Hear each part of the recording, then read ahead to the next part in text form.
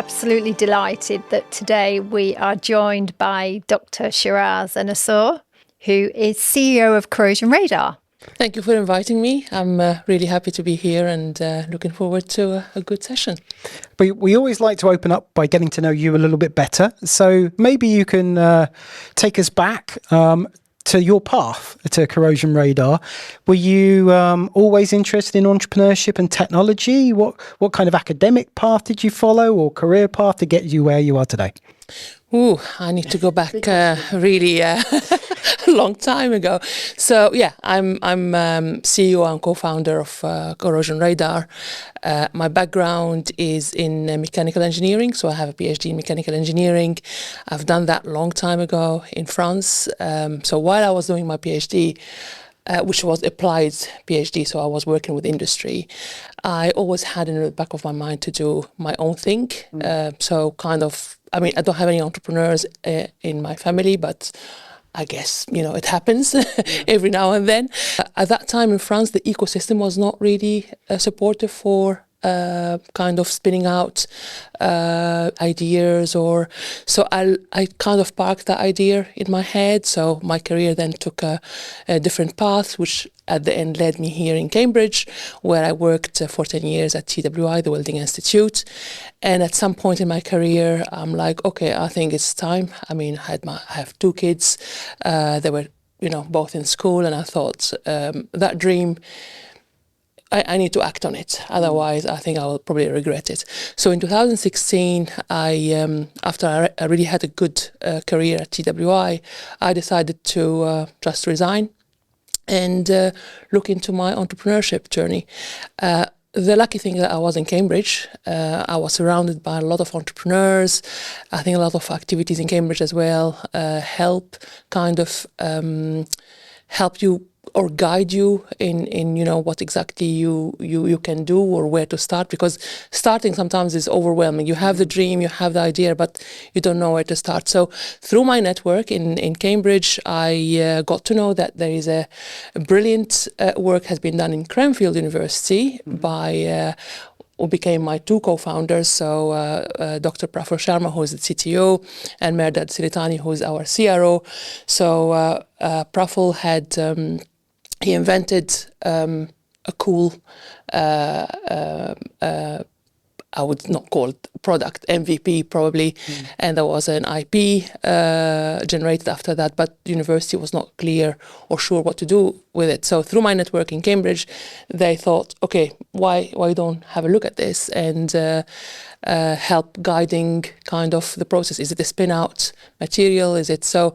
And that's started from that point. So, and it happened that what has been developed is really in the area that has spent 10 years developing, which is looking after assets integrity. So you have a lot of industries with which asset heavy industries, and you need to look into how to make them run in a safe way and in a cost-effective way. So developing technologies to really look into that is very important. We are like the doctor of things rather than the doctor of people. So we go, we look, we diagnose, and we find solution to make sure that things are running in a safe way.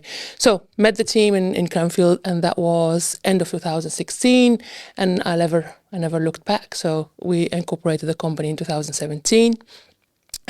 Secured investment in the same year. We secured first customer the same year, negotiated the IP with Cranfield, and and that's been the beginning of the journey and the beginning of also doing something about my dream of being entrepreneur, running something in the way how I see the best way of doing it, you know, in terms of culture, in terms of in terms of strategy, all of that.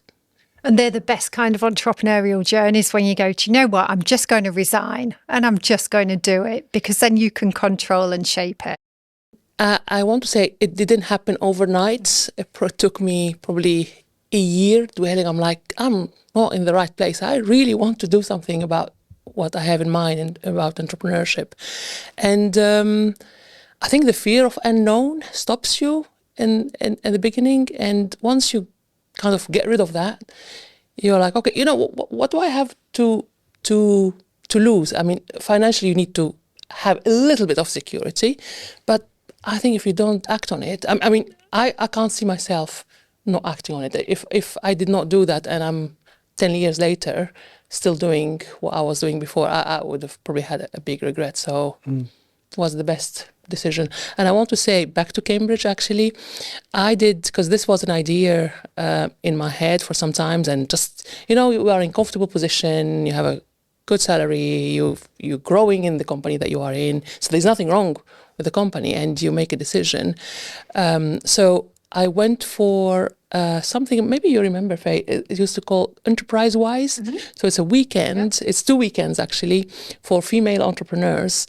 And I went there, I mean, I had a friend of mine who was running it, Shima, and I was like, okay, what I'm going to learn, but what I'm going to learn from it, I'm not sure I'm going to learn big thing. And actually, academically, I didn't learn anything, but the amount of confidence it gives you in terms of, okay, you can actually, a lot of people did it, why not me? So that gave me so I did that in June, I resigned in July, just to show you the impact of that, Yeah. I mean, it's the confidence and the connections, and to know that you're not on your own when you're taking such a huge plunge. I have to say, though, I mean, we do go back quite a number of years, because when we first met, you just won 21 to Watch. I think in either the first or the second year of running it, I can't quite remember. And I remember when I met you, it just, the whole conversation blew me away, that you were doing this role. And knowing your background, it's understandable why you ended up in this particular space. But it's a really pretty unglamorous industrial problem, and you just bring this massive amount of energy and focus to it, which is obviously what we're going to unpick during the podcast.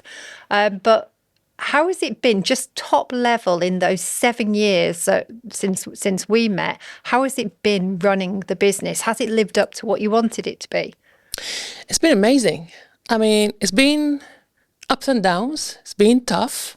It's not a job, it's a lifestyle. It impacts everything, your everything. But I loved it. It's something that I don't like doing something all the time. I don't like routine, I like challenges. So it's been, as I said, ups and downs. It's never a straight line. It's never, I mean, during entrepreneurship is a tough journey, and during that I had a pandemic. Amazing, add to the challenge. And because also, we'll talk about that later, our main market is in the Middle East, and now we are having a war. But I think that's what makes it more rewarding as well. I mean, having a tech company, by design, you are solving a problem that nobody solved before. So you are already going into a challenge, but that's not the only thing, building a team, getting your customers, making sure you are addressing the market, not bringing a nice, technology. So, and every day you have a different challenge. Sometimes you are talking about the next 5 years, and sometimes you are dealing with small, tiny thing that's happening today and needs to be sorted, stuff related, pricing related, or whatever. So it's not for everyone. It doesn't mean that people better than others, but you have to love it. You can't do it for the money or the fame or whatever. You have to really love that type of work. So, yeah. That was my journey the last actually nine years, and I would do it again. I mean, that's fantastic. I loved your introduction with a Doctor of Things. So let's maybe move on to talk about the actual company and the product. So you're addressing corrosion under insulation. For the uninitiated, like myself, what does that mean, and what's the use case, and what's the problem you're solving? So let me introduce you to corrosion. Corrosion is the biggest failure mechanism in the world. So as we are speaking now in this room, probably there are a lot of things corroding, and they're not visible to us. So corrosion costs the world probably $3 trillion a year. It comes at different shapes and forms. It's also not a good thing for sustainability, because probably by 2030, there will be 4 to 9% of greenhouse gas emission are due to making steel to replace the one that have corroded. So has a lot of impact. And corrosion comes at different shapes and forms. The one that CorrosionRADAR is dealing with is corrosion under insulation. So for a lot of industries, you have to build assets, pipelines, equipment, vessels, wherever you name it. And for certain reasons, you have to insulate them to keep the temperature at a certain level, or to protect people from certain temperature. And once you insulate, it becomes like a blind spot. You don't see what's happening. And that insulation sometimes traps the water between the insulation and the external wall of the pipe or the equipment. And once the water is trapped, you get corrosion. Mm-hmm. And corrosion is not good news, especially for industries like the energy industry, where you are dealing with gas, we're dealing with oil, and having any failure, having any leaks is not a good thing. So you need to make sure that you know about it and you're doing something about it. So CorrosionRADAR, when we started dealing with corrosion under insulation, the industry did not have any way to monitor it. So the only way, or the industrial way of dealing with it, is visual inspection. So to go, remove the insulation and have a look. That's okay when you are dealing with a small pipeline sitting on the ground, but when you are having 30-meter columns or hundreds of kilometers of pipelines, that cost a lot of time and money. And then it also can give you safety risks as well, because you cannot keep up every day on all the assets you have. So when we started, the industry was reactive, so waits for something to happen and deal with it. Our mission was to move it from reactive to predictive. So we started with developing hardware, which is in a tech company is not an easy thing to do, because hardware comes with a lot of capital, a lot of compliance as well. We need to comply for. But we had to do that because we did not have any good quality data that we can rely on to really make the prediction. So we developed the first hardware, a long-range product we had, which we install underneath the insulation, and it give us real-time data, which then we take and we do use our analytics to really see what's happening under the insulation, like we are having like a nervous system underneath the insulation. What's happening and where exactly. So if you have a 1 kilometer pipeline, we will tell you you have a problem at this 1 meter and the risk is high, medium or low, and what you need to do about it. So people are more moving towards condition-based maintenance. So they do act on data, and that saves, again, cost, time, and improve safeties. So that's the journey. And what we want to do is also move from now predictive to autonomous. Mm-hmm. So now we have developed a toolkit. We started with one product, which was the start of our IP. Because we are closer to the market, closer to our customers. So now we are actually evolving in based on our understanding of how customers are actually what the problems they have and what they need in the future, and see the trends as well. Because when we started 9 years ago, we were just talking about digitalization and IoT. There were new things, and now 9 years later, which is an amazing time actually to have a company in, because things are really developing much faster than probably before. So now we are hearing about more AI driven things. We have cheaper, faster, better batteries as well. So for us, when we do digitalize the way how we deal with corrosion, we are developing a toolkit, so from a hardware point of view, but also we are developing more, we're building more on the data that we are getting. So the data brings a lot of information, and we are trying to see how we can use that data lake that we are having to really help more our customers to deal with these problems in a better way. So to talk about the toolkit, as I said, we have the long-range sensor, but we are developing more and more. So recently we have launched actually we have launched our also spot sensor, which address a different segment of the market. So with our long range, it's a long sensor, comes at 50 meters, the longest in the world, installed underneath the insulation, and gives you information about what's happening from a corrosion point of view. To complement that, so we are launching this short range or spot sensor that doesn't need removal of insulation. It's plug and play, really. So imagine this is the surface of your pipe. So we just put a small hole and we put our sensor in there, and that's it. That's then wirelessly gives you the information in your dashboard on what's happening in that location in terms of corrosion, and then you can make the right decision.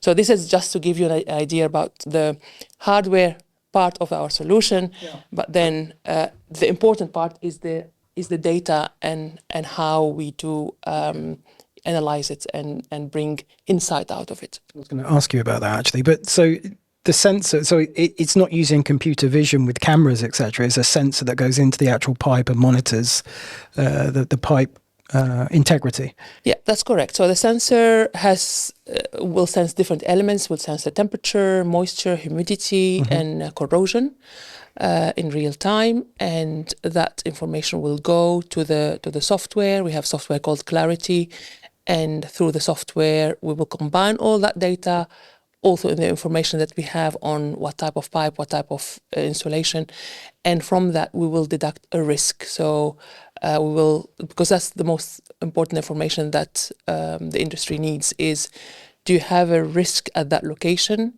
and what level of risk it is, and that will drive a decision. Do I need to do something about it to stop this corrosion and go and have a look, or go and do a repair, or not? So that's kind of the way how the solution works. And as you say, it's clear that there's immense value in the data that you're collecting, not just for the individual customer, but I assume you will be aggregating and anonymizing that data, so you've got, I guess, industry-leading insight in terms of the durability and the lifespan of infrastructure, which is going to be hugely valuable. Absolutely.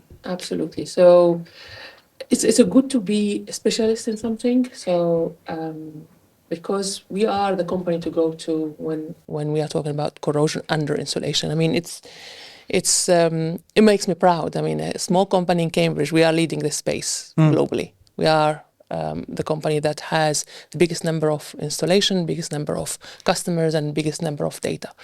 And we don't have a data from just one site or one geography. We have it across different accounts, different geographies, and that's very valuable because we learn in an anonymized way as well. We learn a lot on what's the cause of this problem, and that will guide some decisions when we are building a new site. So also we can, because we are focusing on the energy sector at the moment, we are focusing on the energy of today, but whatever we are doing gonna inform the energy of tomorrow. So if you are building, we're talking about energy transition, if you are building a new, for example, plants to make it more greener or cleaner or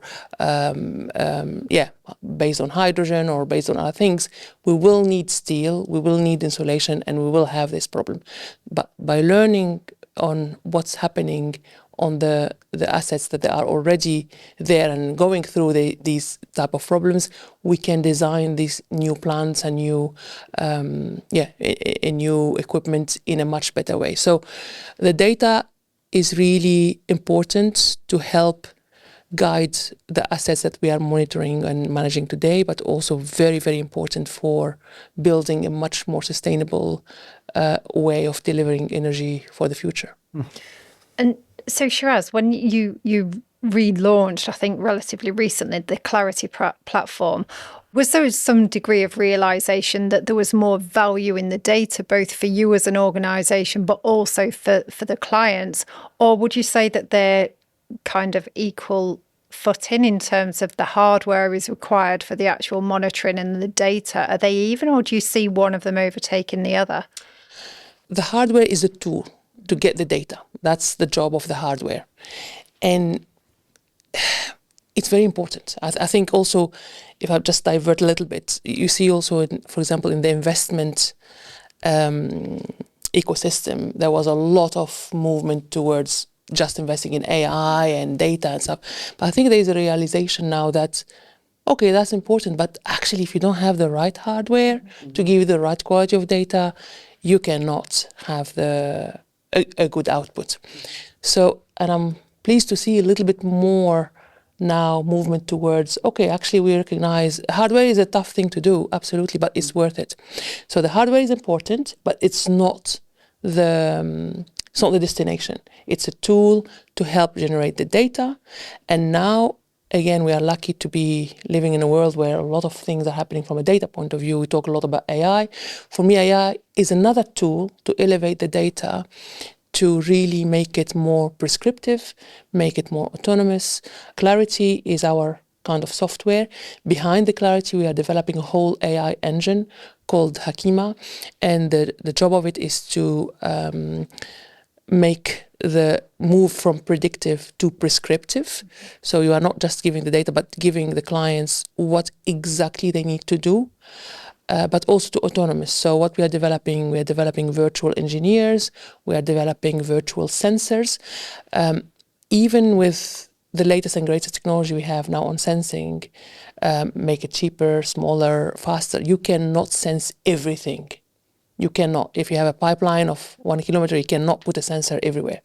So how can we sense the areas that are not physically sensed? So combination between virtual sensors and physical sensor is the way forward. And CorrosionRADAR leading that space in corrosion under insulation for the corrosion under insulation solutions.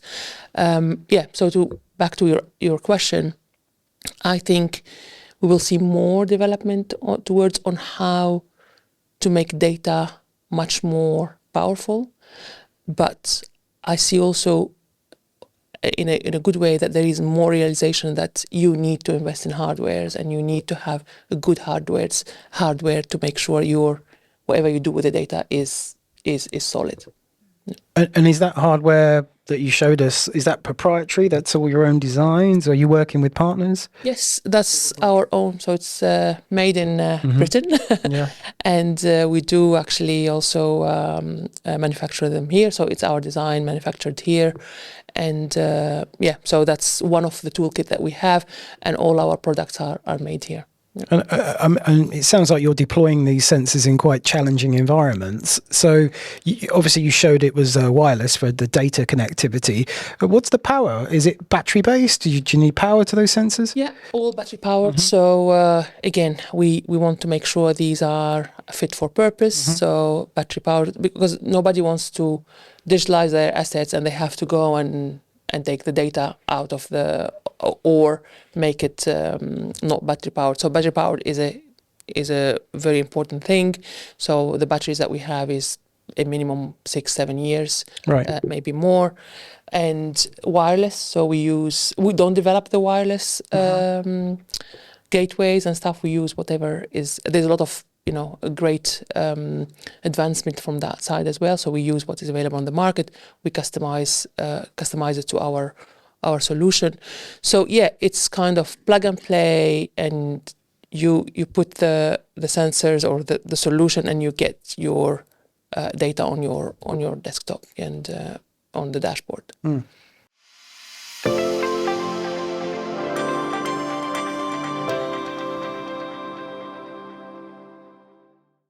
Technology moves fast, and now so can you.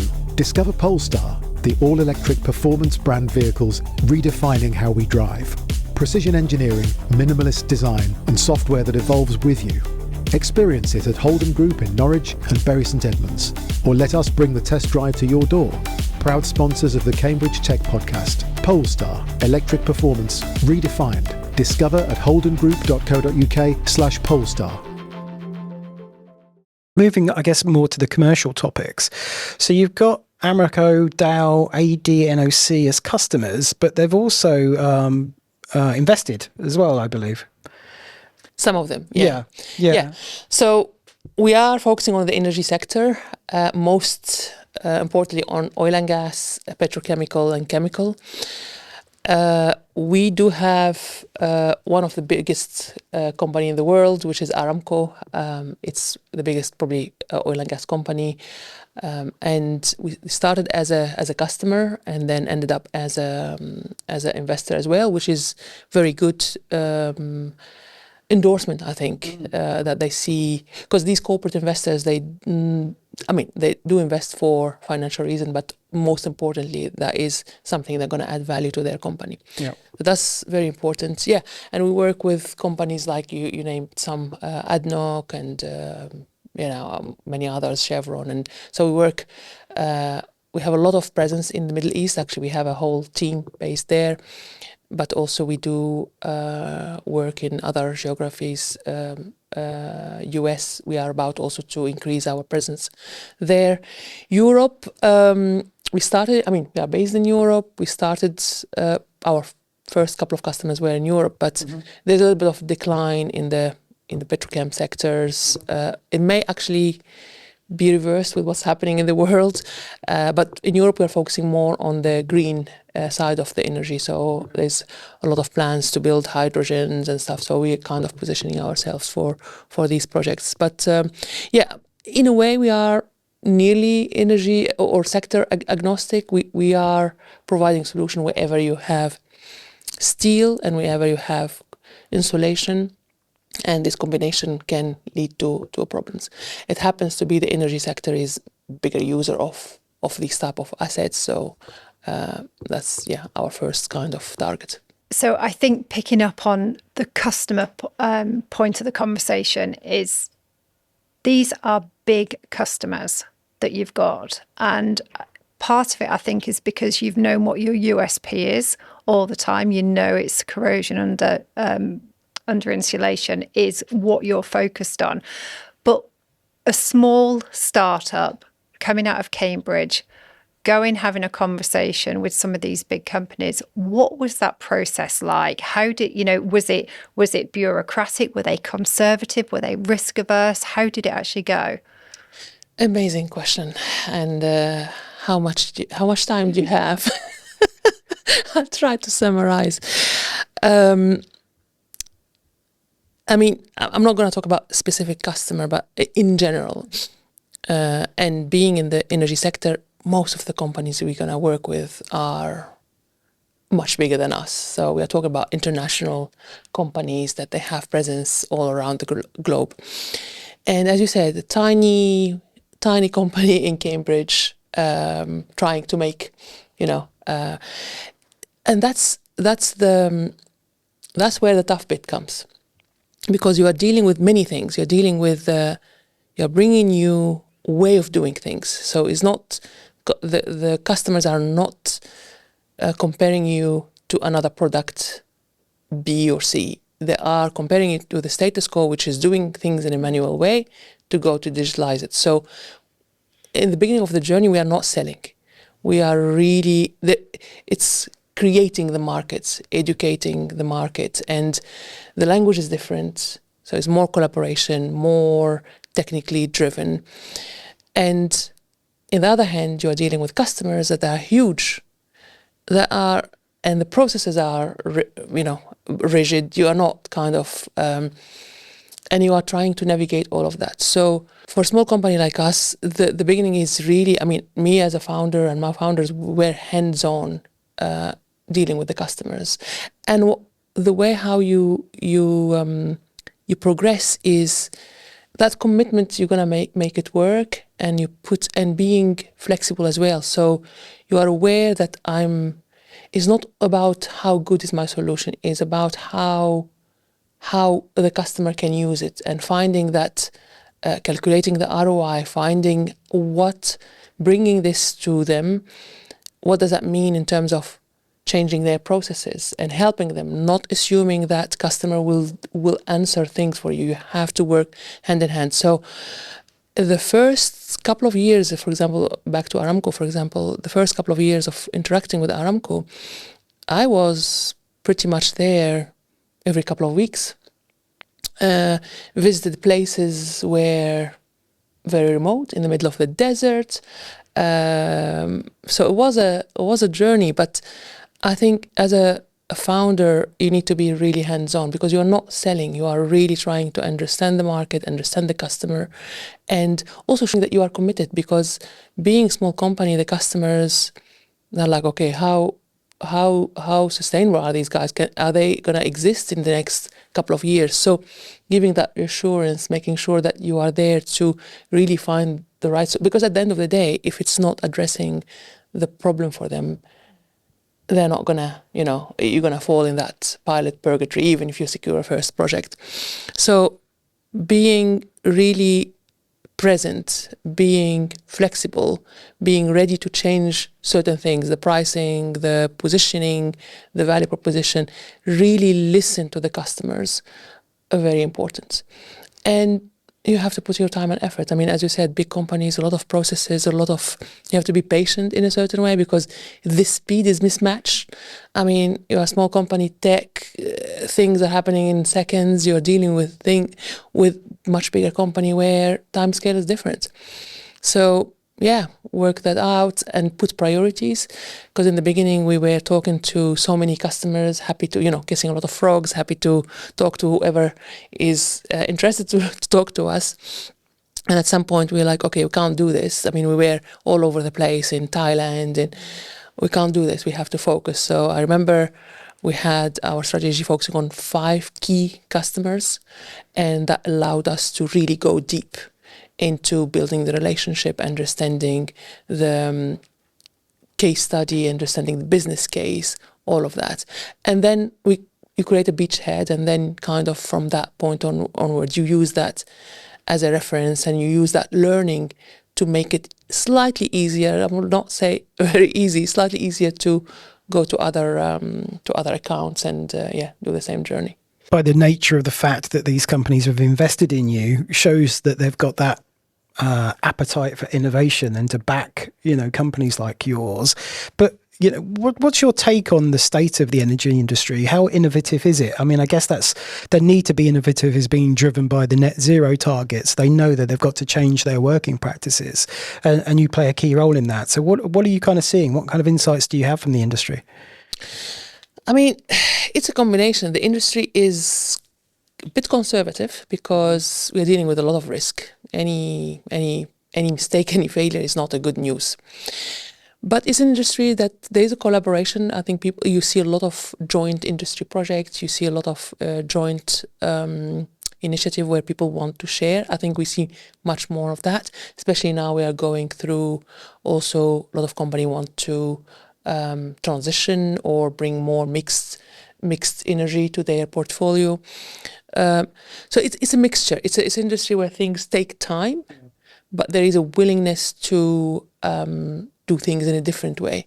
I mean, we talked about AI earlier. I mean, many companies we see really a lot of good work has been already done and a lot of adoption. So they are willing, but things sometimes take time, not just because of the scale of things as well. And these companies also, they are different plants and different countries, and every plant, every site, you have to go and do the sales again. So it's not kind of, some of them are much more disjointed than others, but yeah, it's not like you've been approved at the top and everyone is like, it's still you need to do some work, yeah. James talked a little bit about funding a moment ago, and I just want to pick up on that. We hear about big funding rounds that are coming in all of the time, and that seems to be a marker of success for how the company's going. But if you actually look at CorrosionRADAR, my instinct is it's kind of a different model, because you've raised 14 million so far. So one could sometimes look at that and say that isn't actually a huge amount, but you've had paying customers, which is very different, isn't it? And I think most people would much rather have the paying customers than a huge cap table anyway. So my question to you is that a fair reflection? Is it because you've had the paying customers that have meant you haven't had to raise as much, or have you found the raising capital landscape difficult? Where are you on that journey? Yeah, another good question, because, at the heart of running, or having an entrepreneurial journey, you have to decide where the money going to come from. Some would, do it at the minimum. Some get investors. So we decided to get investors. I think we started from a strong point where most of the co-founders come from the industry and had a good understanding about the problem and a good understanding that it's not about having a cool, nice, amazing kit of technology. It has to really be the right one for the customer. So from day one, we had an MVP. It was a really basic. We decided to go and find customers. So we had our first customer, I think, signed really early on in the journey, probably the first 6 months. We had a really basic MVP, and that was the best decision we took, because by installing it on the customer sites, we learned so much. Because it's not about, as I said, having a perfect product, is having the perfect product for the customer. So that helped in guiding the decisions and not riding a wave, not riding the trend. Okay, this is what people want to hear, and now we're going to spend too much money. So we were trying to be lean, to be focused. We are a really customer-focused company, and do things in a reasonable way. So we raised a couple of times. I'm not going to also hide the fact that a hardware company is more difficult to raise than AI software company, because there are trends every now and then. But as I mentioned earlier, I'm glad to see actually the hardware is back onto the actually being appreciated. So I raised a couple of times, and I would say probably the earlier raises are much more difficult because you have everything to prove, as a team, the market is not there yet. Once you have already shown revenue, shown traction, I think things get not easy, but slightly easier. And so we didn't raise crazy amount of money, because first of all, we didn't need it. We could do things in a much easier, leaner way. And also we try to focus the time on getting customers, because that's the best money you can get. And we try to raise when we need it, really, to get through another growth phase. And all our raises are also based on the observation we are seeing, and kind of what's gonna make the customers manage this problem in a better way. So a really customer-driven decision. I'm going through an investment round as we speak, as we have also a war. I raised during the pandemic as well. I'm loving these. I'm loving these funding raises during different environments, and that is driven by our 5 years vision of how to really make use of the data and develop our tools, AI tool, to really make sure moving from predictive to autonomous, as I said earlier. Yeah. I want to move on and talk about Cambridge, but before I do that strength of customer centricity is coming through really strongly. So I just wanted to ask, for kind of founders that might be listening, watching this, how fully baked was the product before you went to have the conversation with a customer? Or did you kind of almost develop in real time based on the feedback that you were getting with customers? What's that timing look like? My advice for any founder starting this journey, don't wait for a perfect product. Whatever you have, take it, go outside, target the early adopters, because don't go to the pragmatic that they are looking for a full working solution. These are not your targets in the beginning of journey, but there is a pool of people happy to try something that is not 100% working. Try to find those, target them, and develop with the insights, with your experience, because especially in the heavy industry that we are in, there is a huge difference between your nice clean lab developing something. And, I don't know how to describe it. And the crude places where, be it offshore, onshore, I mean, it's a different world, different way of working, different way of seeing things. So you really, really need that insight as early as you can, because you will run into a risk where you're going to develop amazing tool, amazing product from a technical point of view, but it's not needed. It's not what the customer wants. And that's where you waste the money, your time, and investors' money. So that's for me probably advice number one. Yeah, that's great advice. So, I mean, we've mentioned Cambridge a couple of times in the conversation. What has being based in Cambridge meant to you, and what role has that played in the success of the company? And then I guess the second part to that question is, it sounds like most of your customer deployments right now, at least, are in the Middle East. So how is being in Cambridge and then servicing the Middle East, how does that dynamic work for you? Yeah, I mean, Cambridge brand is always good, company based in Cambridge. I have to say, it helped me in the beginning. I talked about my journey, me personally. Also, through our network, we found a lot of our first, members of the team, because in the beginning you don't have a lot of money, you are not very competitive. People join for the vision, for the trust in you as well. So that was very important. People in the beginning as well, initiatives like the 21 to watch gives you visibility, gives you credibility. There is something that you can use as well for your to increase kind of trust. Also, whoever you are talking to, investors, customers. I have to say, at the beginning that was it, but right now we are really global.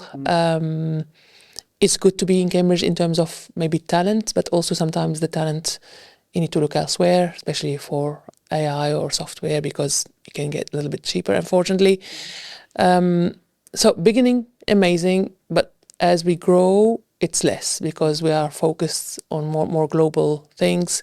And I would love to see more actually support from the Cambridge ecosystem to companies that are actually on the scalability journey, because I think that's also a problem in the UK in general. Yeah. There's a lot of support to start something, but to make, unicorns or a little bit less than tiny unicorns, I feel there is a lot of things we can do in Cambridge and across the country. Yeah. Yeah, we hear that a lot. And I think the data backs that up as well, doesn't it? It does. It does. I think we should talk about the team a little. You mentioned Praful and Mehrdad at the top of the conversation. And you've also just, I believe, recruited in Steve Tongish, who's a very impressive and well-known Cambridge CMO. So tell us a little bit about the team, both here in Cambridge, and you said there's a team in the Middle East as well. Yeah, I'm losing count at the moment. I think we are nearly 50 now. Starting from 3 people. We have a good team in Middle East, because again, we need to be next to our customers, understanding them, being the culture, be it the way how they buy, how they sell, all of that. So, and we are also building a team in the US, because that's another second market that we want to grow, and we see potential there. So the team started with the co-founders. We used our network in the beginning, really, because it is tough to bring people to something that, new, not clear what's happening.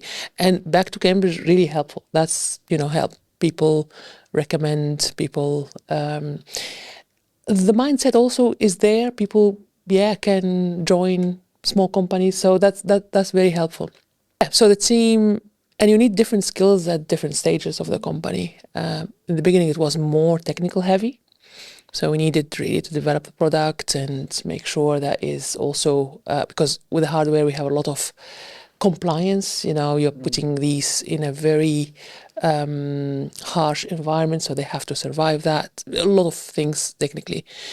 And then you start to see the balance shifting a little bit. The technical is still there, but you have more, finding that first sales team as well, because it's founder-led and it's a different mindset than bringing more. I mean, I have to say, the company is 9 years old. only this year I gave my role of CEO/CRO away. So now one of the co-founder is the CRO, Chief Revenue Officer, who's dealing with sales. Just to let you know that how sales is the heart of basically what you do. And it's not this transactional sales, it's the understanding of your customer. So the team has to kind of be also selected on that basis, on what we are doing technically, but also what we are doing in terms of we are customer focused. So people kind of need to have the right mindsets. And one of the things, having my own company, leading it in the own way, I wanted to have the right culture. So it's a tough journey, and I don't want it to be tough for stupid reasons, toxic environments, things that, they should probably not be there to kind of get your energy not in the right place. So really, we are giving option shares to everyone. So if we make success of this, everyone has to be part of it. A lot of passion in the team. Make sure that people understand that we are actually making an impact here. We are making someone's life much easier because they're using our product. Make sure that because it's a tech company, we are doing a lot of things for the first time. Nobody knows everything. So having an open culture where we are challenging each other's thinking in a respectful way. We are, we can have a meeting where there's a disagreement, but it's not, a big deal. Like we are all fighting the same fight. Yeah. And I'm really happy where we are at the moment. I mean, I had a consultant a couple of weeks ago. We are working with them to help us in certain aspects. And after the meeting, he's like, this is an amazing team. The way how you talk, the way how you open. And for me, you know what? That was really... It was a proud moment. I mean, forget about sales, forget about revenue. That's, for me, it was a very important thing. And people building the right team with the right culture, the right team for the different phases, because every phase, every year you need a different focus, and make sure the communication is flowing, make sure people know what we are doing, where we are, and why we are doing it. I think, you get a much joy in navigating through this journey. I mean, it's living the culture, isn't it? I mean, that's and culture can only come from the leadership team. So that's a big tick for you co-founders. And I just want to actually, before I hand over to James, that the board, I mean, you have a really impressive board who've been with you pretty much all along, haven't you? So what kind of input are they giving you? Yeah, I mean, our chairman, Richard Green, he's always been like, the best time you spend is on your customer, not on anything else. So he's been very kind of supportive on that side. Yeah, very supportive board, very supportive chairman. I mean, we have a number of investors, but I don't know if it's luck or good management but I feel like we are all kind of pushing in the same direction. And so far, everyone's been really kind of helpful. You hear sometimes horror stories on the boards, but we've been lucky so far. We don't have any of that, and helps. So we are focusing on the right thing, rather than dealing with issues that should not be there in the first place. Yeah. Covered lots of ground. It's been an incredible conversation.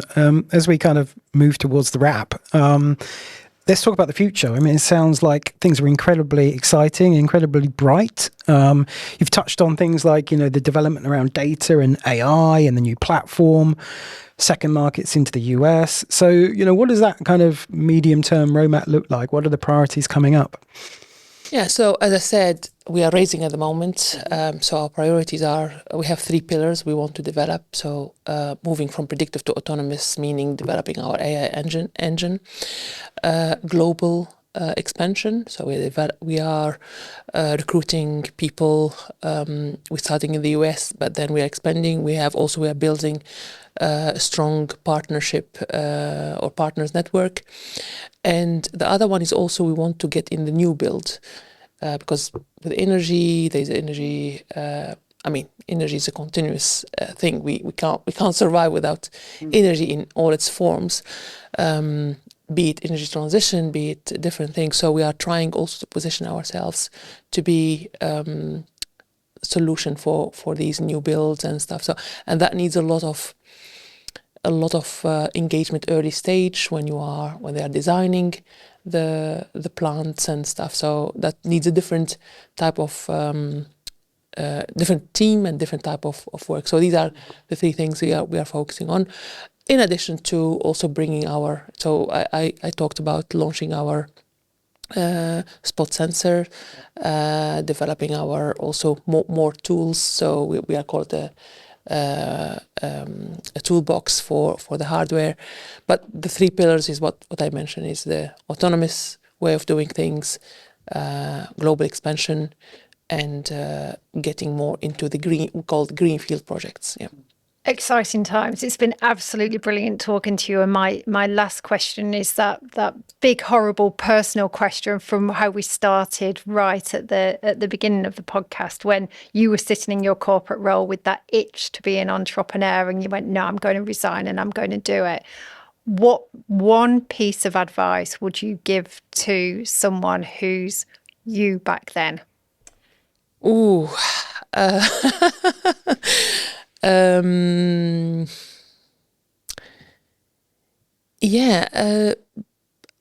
Just do it. I think this has probably have been seen before. Just do it, because we get comfortable in things that sometimes are not very comfortable, but we convince ourselves, okay, yeah, it's okay, and I can. For me, was what I was doing in the past is that passion sometimes was missing. Sometimes you work in a corporate, okay, you are doing things in a certain way, but you're losing the spark.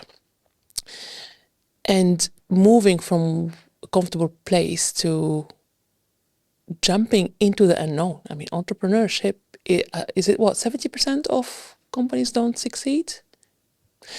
And for me was, what helped me mentally, I'm like, failure was okay. If I failed, for me it was a gain still, because I would have done part of the journey, I would have learned a lot, and the next one will be based on. So failure, I was not scared. I was not like, oh my God, I have to succeed. I was comfortable with failure because I didn't see it as a failure. I saw it as a learning journey. So for me, the advice is, don't be afraid of failing, because you call it failure. For me, I would call it a learning journey. And nothing is secure, because a lot of people you see that they are in secured jobs. What is it? And they don't want to go from a secure job to even not founding, even joining a smaller company or a startup. There's no secure job. Just make sure you do something that you are passionate about, and don't jump into this journey thinking it's going to be easy. It's not going to be easy, but you have to be comfortable, because that's the thing.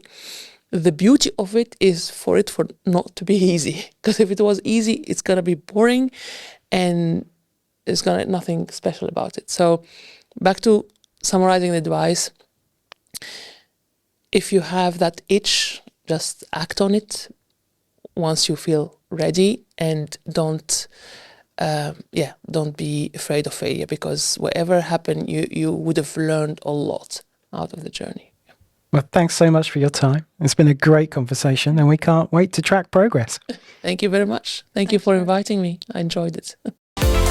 Today's show was produced by Joe Donaghy of Cambridge TV and supported by our media partner Business Weekly.